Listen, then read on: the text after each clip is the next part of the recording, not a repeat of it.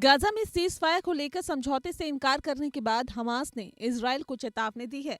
Beirut में press conference के दौरान हमास ने साफ शब्दों में कह दिया है कि यदि गाजा में इजरायल हमला जारी रखेगा तो कोई युद्ध विराम नहीं होगा। हालांकि इससे पहले हमास ने अपना एक प्रतिनिधिमंडल काहिरा जरूर भेजा है, जिससे कि बातचीत का सिलसिला जारी रहे।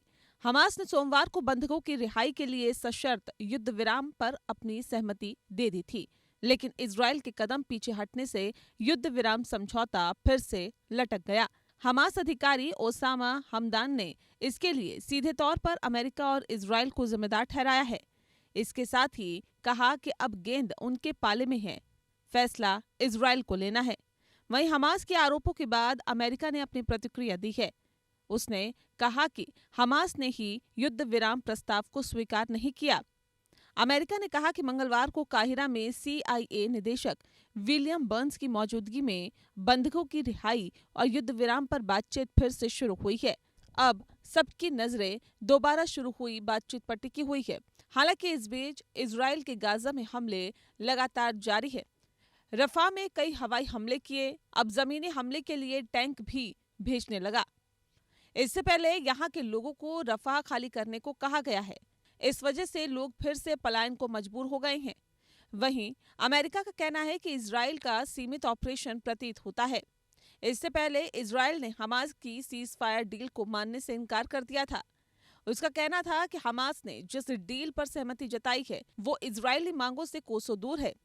लिहाजा इजरायल आगे की बातचीत के लिए वो एक प्रतिनिधिमंडल काहिरा भेजने की तैयारी कर रहा है। वहीं कतर विदेश मंत्रालय भी सीज फायर को लेकर कोशिशें कर रहा है। उधर इजरायल के तेल अवीव शहर में फिर सैकड़ों की तादाद में प्रधानमंत्री नेतन्याहू के खिलाफ लोग सड़कों पर उतर रहे हैं। हाथों में बैनर पोस्टर लेकर सरकार के खिलाफ जमकर नारेबाजी की गई।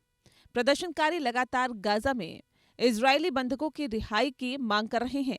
ये लोग प्रधानमंत्री नेतन्याहू से आग्रह कर रहे हैं कि वो बंधकों की रिहाई के लिए हमास के साथ समझौता करें। अपनी मांग को लेकर कहीं रोड पर जाम कर प्रदर्शन करते हुए नजर आए तो कहीं सड़क पर लेटकर अपनी आवाज बुलंद कर रहे हैं, इससे कि सरकार उनकी मांगों को समझे। वहीं एक इजरायली अधिकारी ने कहा कि उन्होंने ये डील इसलिए स्वीकार नहीं की क्योंकि इसका मसौदा उनकी तरफ से तैयार नहीं किया गया था। उधर हमास इजरायल पर शर्तें न मानने का आरोप लगा रहा है।